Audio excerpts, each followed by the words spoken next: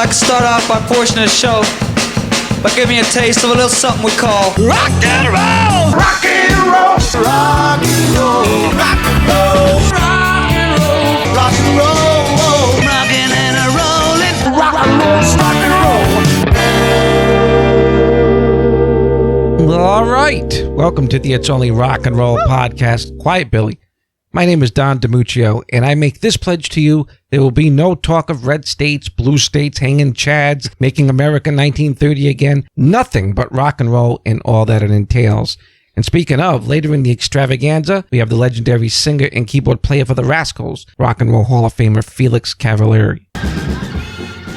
Our guest today was the soulful voice behind one of the most omnipresent rock bands of the 1960s, the Rascals. His unmatched skills behind the Hammond organ, coupled with his propensity for writing hit after hit, including number ones like Groovin' and my personal favorite, People Got to Be Free, deems this Rock and Roll Hall of Fame inductee a true living legend. Please welcome to the It's Only Rock and Roll podcast, Felix Cavaliere. Good morning, Felix. How are you, Don? Oh, we're doing good. We're doing good. We also have buddy Mike Moran. All right, Hello, Mike. Felix. It's great to touch base with you again. Absolutely. I thought of it this way. If you could survive the 𝗀𝗲𝗃𝗁 podcast, You can do anything. This will be a this is going cakewalk. to be a tiptoe through the tulips for you, Felix. Well, we had a really good time. We had a really good time. That was fun. Yeah, it's nice to talk to crazy people. I like that. Well, speaking of crazy, this whole COVID-19 thing, it's affecting musicians and artists pretty hard. How have you been coping with all this? Well, it's really interesting. I mean, as far as live performances, which, I miss it so much. Most of the people who are my peers, even like Ringo and people like that, we love to perform live. There's nothing like, getting the adulation and the warmth and the respect from the crowd. It's much better than staying home, I'll tell you that. Oh, yeah.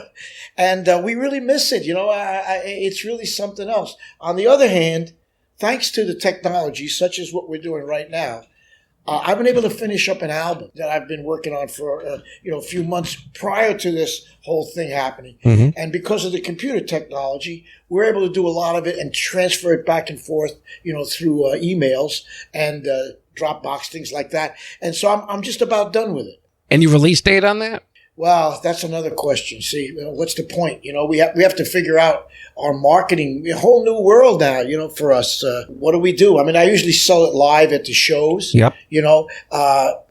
I'm not sure, I have to rely on people who are much better at that than I am, Obviously, you're born in New York, but now you're resettled to Nashville. So how has that changed the dynamics of what you do? Well, I don't fool anybody with my accent. They know exactly. They know exactly where I come from, Yeah. Nashville is a really interesting place. It's really interesting. The musicianship down here, it's amazing because a lot of people from the West Coast have migrated here, and a lot of people from the East Coast have migrated here. So we've got a tremendous, wonderful group of talented people down here. Number two, the symphony, which I had the pleasure of playing with a year and a half ago, is one of the best in the country now. I got to know the conductor.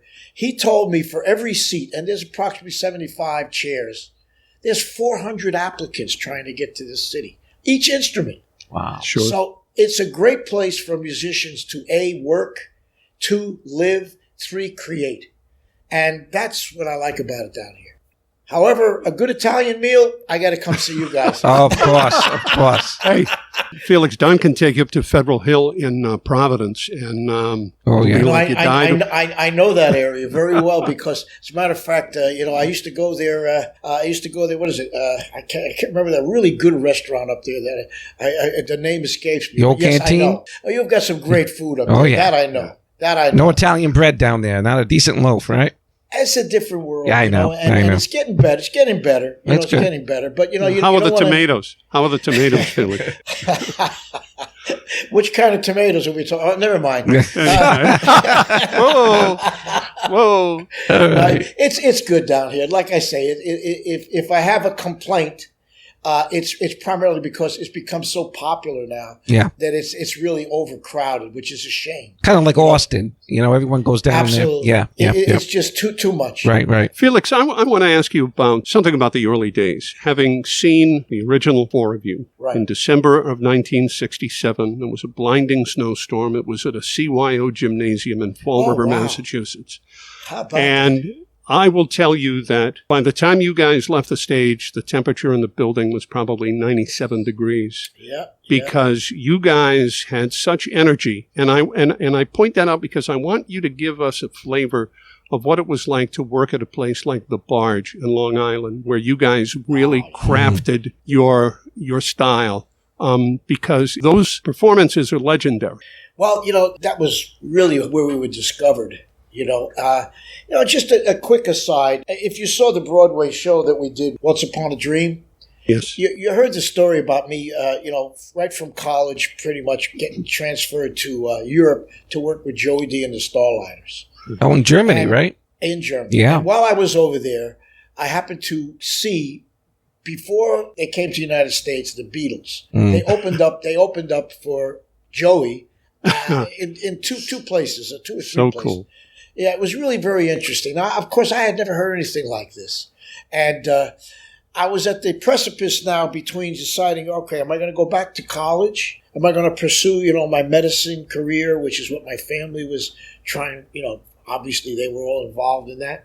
Or am I going to even think about this crazy business? Well, what happened when I saw them is I saw what I really looked as a singing group. I mean, I liked their singing. They're playing, because primarily I was a musician more than a singer, especially at that time. It was okay, So I said, first of all, it looks like they're having a great time. I mean, you could see the adulation and it was like unbelievable. Number two, I said, I could do this. I could really do this. But I had a plan. I'm going to try to find the best guys that play and the best guys that can sing that I can find. And let me try it. So that's what I did. Now, basically, when I got back to the United States, I had some time to kill because of the wonderful United States government and the draft and all that stuff. I won't bore you with, but boy, did they were really not interested in me, let me tell you. They said, hey, if we get nuclear, we'll call you. Other than that, stay home, So... Where were you stationed, Felix? I never got. They didn't want me. No. They said thanks, but check. They please? said thanks, but no thanks. They said we could use guys a little taller. I think that's what it was. So anyway, in those days they were a little bit more particular than they became when they started to realize what was going on. But that's another story that we'll save for my book, which by the way is coming out eventually. We'll see. But anyway, so what happened is I put 4 guys together. 3 guys and myself that were essentially like leaders of their bands. They were like the guy that you looked at when you went to see that group. Each of us had, Eddie was an exception because Eddie was kind of young, but he was a dynamic entertainer, great singer, great front guy, crazy son of a gun. So when we hit the stage, you have it absolutely right.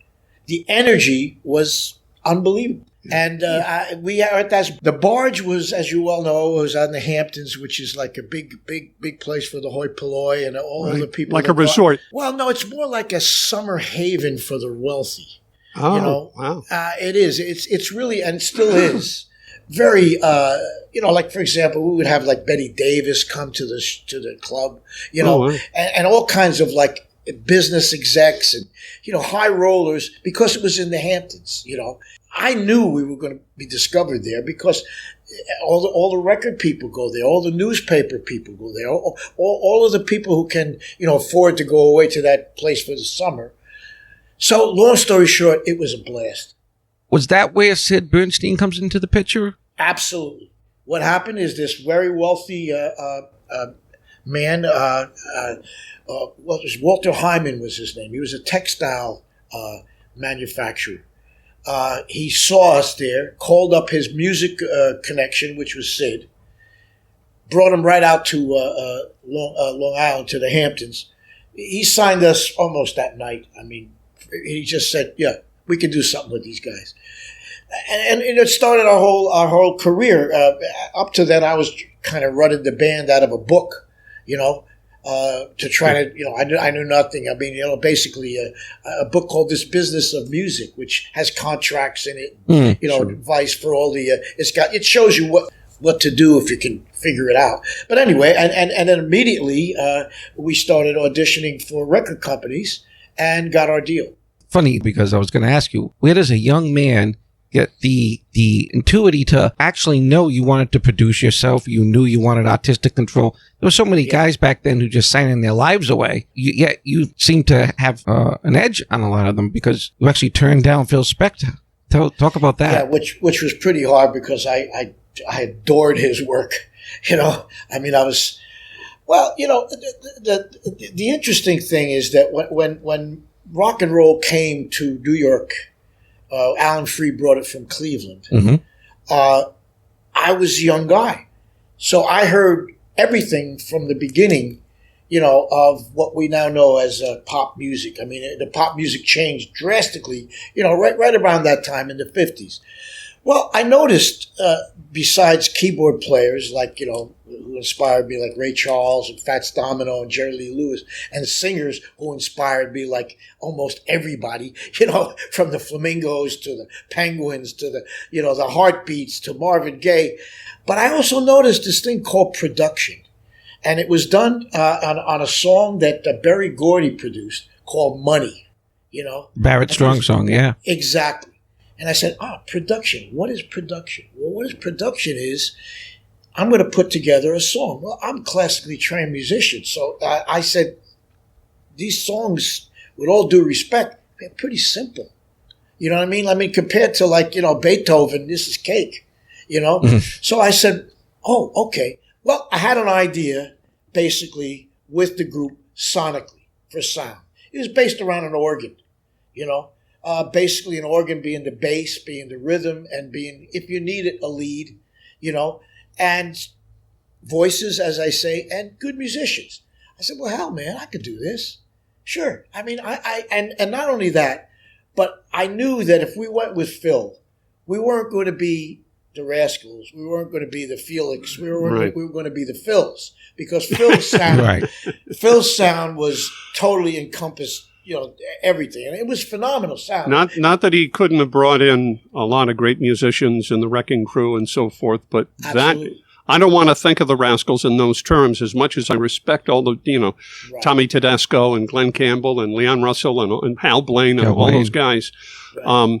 I wouldn't want them to have taken your product and made it their way. I love what they've done with the people that they've done it with, but I want to hear Gene, Dino, Eddie, and Felix. Hal Blaine's great, but Dino Danelli, he's not. Yeah, he's not so dusty. And that was the whole point. You got it right in a nutshell. Because in those days, the so-called A&R department, producers really hadn't really become like as powerful as they are now, which is now they're if not more important than artists, because they create the entire product now. But in those days, they were staff people. Right. They worked on there, and they pretty much did what they was told, which was make hits or you're fired, which is pretty much what it was. No pressure. No pressure. Seriously, and no money, I might add. Because But anyway, that was the reason, and you got it, because I said, look, and I had arguments with my band about this because they thought I was, I had lost my mind. And I said, no, man, you don't understand. These people are coming to hear us because they like what they hear. Okay. So why not let's just put together what we hear so that, people can appreciate it. Sure. Excuse my phone here. No, that's okay. That's the phone line I thought you guys were going to be on. And you didn't end up with a half-bad producer with Arif Mardin on Atlantic, right? That's where the good luck came in, because, we were the producers. I mean, seriously, that the contract, everything stated that we were producers, but they put these two gentlemen in the room. Two of them, both, unfortunately, they're both passed. Both of them, and I don't use the word loosely, I use it with a capital G, geniuses. Really? Yeah. Tommy Dowd. Oh, fantastic. Yeah. Was our engineer. Wow. So start there, okay? And second of all was this gentleman from Turkey by the name of Arif Mardin, who I miss so much. He was like our George Martin. Sure. And basically what you do with a person like that is, besides tremendous respect, you bring your ideas in and you lay them out, and he basically contributes to it, especially for example, in the arranging process. Now I stopped my musical education at that time before I got to where I could, write strings and horns. I could write the parts, but I couldn't orchestrate it. You know what I'm saying? Well, he could, see? Mm-hmm. And so he brought that to the room, as well as this charming, wonderful personality. Because one thing I got to say about Atlantic Records, and, it's interesting because, there's all this kind of stuff about how, we get ripped off and all that kind of stuff. They wanted to make great music from day one, that company. And that was quite evident from the first day I walked in there. Mm-hmm. Felix, can I, bouncing off of what you've just described, that studio experience, I've always wanted to talk to you about this.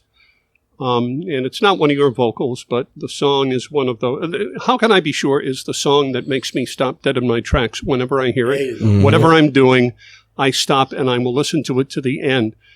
Don and I were talking about this when we were kind of conferencing about what to talk about in today's podcast. And I said, I've always wanted to ask Felix, how did, in the pop music scene, as it was in the mid to late 60s, how did it come to be that this incredible record and this incredible song would be released and recorded and, most importantly, arranged the way it is, where the instruments that catch your ear, or my ear as a listener, are an accordion and an upright bass? And I'm thinking... Very good. I'm thinking, hey, where's Midnight Hour? Yeah. Hey, where's Slow Down? Right. Hey, where's Too Many Fish in the Sea? And this unique, incredible, and allow me to say that it reminds me of when the Beatles said, we're a studio band. We're going to do things that are more experimental in the studio, and we're not going to worry about what's going to be a hit, but we're going to do the music that we want to create, and it doesn't necessarily lend itself to the stage. But tell me a little bit about that process and who actually played. Well, we were the players except for the bass. And we actually cut that twice in terms of bass. Wow. I believe, I've got to really check on with this one, but I think Richard Davis was the upright. Oh, my goodness. Oh, my God. You know Richard, yes. Yeah.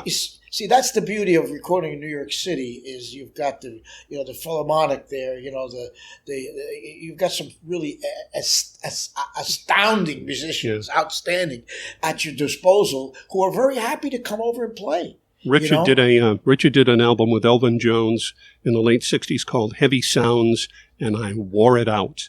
Absolutely. He's one of my favorite upright bass players, and now you're telling me that may have been him on How Can I Be Sure? You've blown my mind yet again, Mr. Cavaliere. Arif would bring these guys in, these gentlemen in, and you're saying oh my God, the talent, and not only that, an absolute gentleman from head to toe. I mean, what a doll. I remember one time he brought Ron Carter in. Oh, gosh. Yeah, he brought Ron Carter. I was doing this song. It was like a jazz song called Nubia and stuff like that. Sure. And I couldn't play. I'm looking over. I says, "Oh my God, you know who that's standing over there? That's Ron Carter." And he said, "Little brother," he says, "Man, either you stop playing or we're gonna be here all night." Anyway, long story short, very simple answer to your question. Okay, Michelle. Oh, okay. Oh, okay. I get it. Let me tell you something about the Beatles. Besides the fact that they were phenomenal songwriters, they opened all these doors for all of us.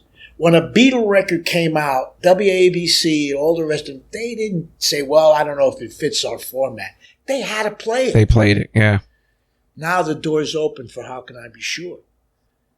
Is that how you looked at it? A lot of bands talk like that. The Beatles would do something and they'd say, wow, the possibilities have expanded again. Exactly. Wow. Okay. And man, let me tell you something. That's the debt, one of the many debts that we owe those guys, besides the fact that they didn't stick to one formula. They jumped all around the spectrum of music, and they had, as I say, George Martin to go anywhere they wanted to go. You want to go like Latin, you want to, wherever you want to play, that man was capable of doing. Well, so was Arif. Right. And so were the radio stations at that time. You had to play it. So without them, how can I be sure? I don't believe it would have ever happened. Originally, we played for 21 and over. That was the drinking age in those days. Yeah. And the clubs, which primarily were in the metropolitan area, tri-state area, the proprietors did not want original songs at all. They wanted covers. Sure. They wanted covers. So we were discouraged if we had any inclination to start writing, if you wanted to work. That's how I found 𝗀𝗲𝗃. That's how I found Mustang Sally. These were songs that were like obscure on radio stations that, were not exactly, like the top 40s. So I would literally go to the towns, like in my case was New Rochelle, go to the record store, buy the 45 to show the club owner, this is not my song. And then we would arrange it, you see, in a way that was Rascals. When we went into the recording studio under contract and we recorded, we didn't have any songs yet. So they had to get them for us, you see. And that's how they brought in those writers from, I think they were Motown writers, for I Ain't Gonna Eat Up My Heart Anymore and Baby Let's Wait. Yeah. They wrote that. And then lightning struck with 𝗀𝗲𝗃. Now the little guys in the studio are big stars. Right. There you go. So guess what? Right. We're going to start writing our songs, damn it. And I also heard that that you basically were given an open door on studio time to the extent that even other artists were knocking on the door saying, like Wilson Pickett is waiting outside wondering when is he going to get in the studio. Yeah, well, he was. Is that an exaggeration or No. did that actually happen? No, he was really ticked. Oh, jeez. Well, Wow. we lived there. I mean, we almost slept there. Oh, man. And it was just magic, man. You got an 8-track studio, which there was only 2 in existence in those years, and that was because of Tom Dowd and the staff and Les Paul. They had the only ones in the world, as far as I know. Yeah, I mean, even EMI was trailing behind the technology-wise to what was going on in America and in Atlantic. 4 tracks. Yep, All that that's stuff it. came from Europe, which shows you how talented these engineers were Sure. in those days. Felix, 4 can tracks. I take it into another direction? I've always wanted to ask you about this because I was counting last night in anticipation of today's conversation. Oh, cool. How many times have I seen Felix perform? December of '67 with the original Rascals, and as recently as last October at the Narrow Center for the Arts in Fall River. And I counted up 9 performances between Hippie Fest. So that the car that's out in your driveway, you're welcome. That's all I'm saying. Yes, thank you. I appreciate that. But here's the one that I never had a chance to talk to you about, and you're gonna remember it immediately. I think it might have been '95 with Ringo, and you're sharing the stage with Ringo, John Entwistle, Zach Starkey, who now plays drums for the Who, Don, as you know. Billy Preston, did I mention him? Randy Bachman, Mark Farner. Mark Farner from Grand Funk Railroad. Yeah. And you're out there every night. And I got to see that group in a relatively small venue, which doesn't exist anymore, in the Round. And I want you to please tell me that they were all wonderful people, because if you have any horror stories, then lie to me.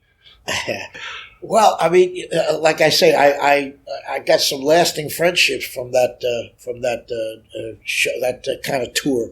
Yeah, I had never met Mark, and Mark's a dear friend of mine now, Mark Farner. And as far as like personalities, I mean, we could not be further apart politically than That's why I was wondering if it's not possible. But it just shows you, like in the old days, like like people like Tip O'Neill and these people, they used to get along with one another. Yeah, it wasn't like I'm going to kill you because you're the other. I mean, what is this crap? You know what I'm saying? I mean, seriously, I understand where you're coming from. I mean, it's a little difficult to understand where they're coming from today, but yeah, right. Yeah. So and number 2, seriously, there was a lot of musical respect on that stage. Oh, there had to be. And it was one of the reasons that it worked. It was so interesting because John, rest his soul, Entwistle, he had a lot of trouble with grooving, man. Really? Yeah, because he couldn't swing. I feel like I'm tripping. I feel like it's not his thing. Yeah. But he played it. And as a matter of fact, we had a lot of problems with that. See, because Ringo, he's really kind of like a guy that he's like, with all due respect, he's a big ham. Yeah. He just wants to play, man. Right. He doesn't. Nobody has more fun at a Ringo show than Ringo. He doesn't need any money. Come on. This is ridiculous. He's out there and you got to pull him off the stage, because he loves it. I really feel everybody on that stage had that same kind of inkling. Personality-wise, of course some people, get together and, poor Billy was really troubled, man. He was such a talented guy. I know. What a tragedy. You hear that friggin' solo on the Beatles song, Get Back, and you got to go like, are you kidding me? In those days, star power was not godlike. Like, you're a musician, I'm a musician. Yeah, that's right. And if I need a plumber, I'm going to call a plumber. He's the most important guy in my life. It's what you did. Yeah, I get it. Yep. Sure. I know you're famous, but I need a plumber. Right. Yeah, right. So that's the attitude that was around in those days, especially at Atlantic Records. The people who were walking the so-called halls of Atlantic Records, and I don't use this term lightly, they were giants. Yeah. They weren't just, Otis Redding, get out of here. What are you kidding? Ray Charles, Aretha. Ridiculous. Yeah. These people are not normal. But you Aretha. didn't get that. No. You didn't get that. I got 15 bodyguards in case you drop wine on me, which happened. It happened at the Songwriter Hall of Fame. I won't mention the guy's name.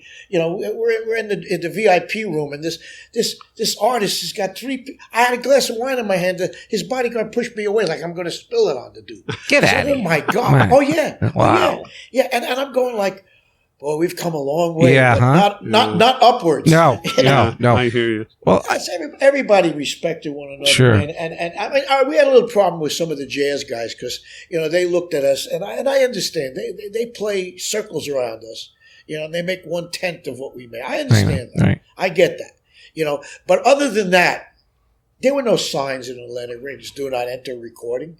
These son of a guns would walk in the room. I say Otis Redding, Otis would come to the studio. Serious, just true story. I've said this before, so if you've heard it, excuse me. And he'd open the door and look and he'd go, my God, they are white. Close the door. That's great. And man, let me tell you something, how much I appreciated that camaraderie and that kind of like just, you're one of us, we're one of you. That was really, really cool. A lot of our listeners are musicians, as am I. And one of the things that always intrigued me is when you guys did those appearances on Shindig or on Ed Sullivan. From a musician's point of view, talk me through that. I know some of them were lip synced, some were live, but I don't see any monitors. Exactly. What was it like? Well, let me start off from a humorous point of view. When you went home, you didn't want to see your friends for a couple of days. Oh, okay. Because you didn't sound so great, Right. So you'd get it. Hey, guys didn't sound so great on the. Yeah. Well, first of all, it was our first real experiences with all due respect, unions. You can't touch anything at those networks. You can't touch a mic. You can't move any equipment. Right.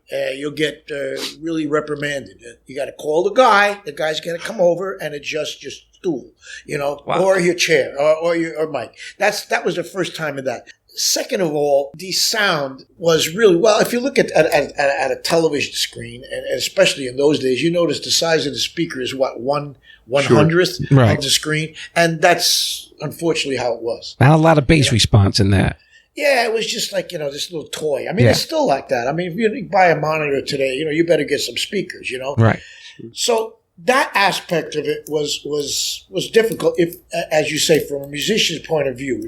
Later years, when Paul Schaefer and those guys, and Donnie Kirshner. Donnie Kirshner was the first one. You remember that show? Sure. He had a whole recording studio there for you to play into.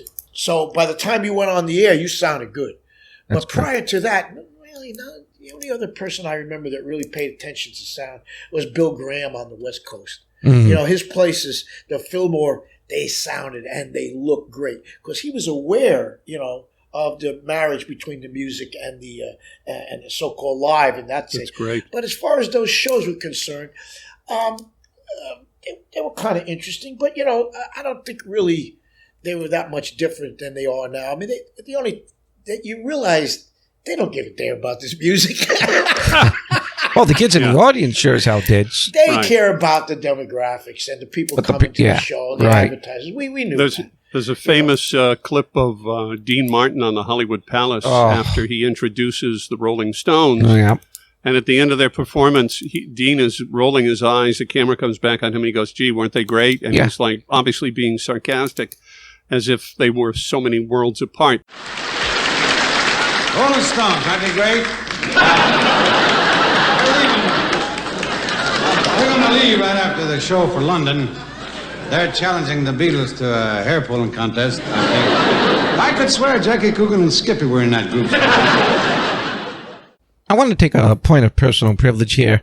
When I was 8 years old, I was just discovering rock and roll, and I'm 50 now, so it was around 79, 80.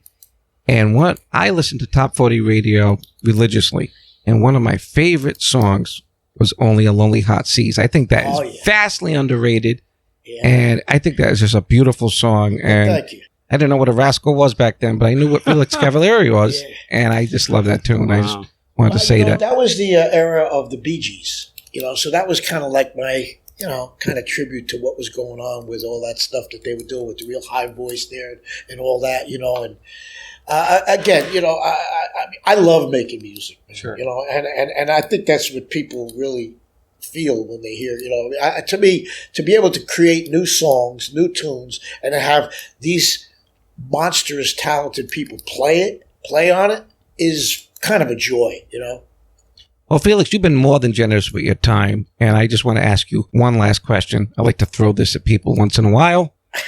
Worst gig, best gig? Well, I'll tell you the worst gig we ever had, but it was funny because we were working with Neil Diamond, and I don't know, we were in one of the southern states, and literally no one came. Zero. Nobody was in the audience. No, there was nobody. So we found out years later, it might have been one of those things where these people want to lose money for taxes. Oh, yeah. All right. Well, the best gig, there's so many, it's hard to say. I'll say right off the top of my head, we did one at the old Madison Square Garden right after Martin Luther King was assassinated for Atlantic Records. Yes. And we were on the stage with Sam and Dave, Sonny and Cher. I think Aretha did a cameo. It's one of the last times I saw Jimi Hendrix. That was a special night. Yes, People Got to Be Free by the Rascals. Oh, my God. He's so great.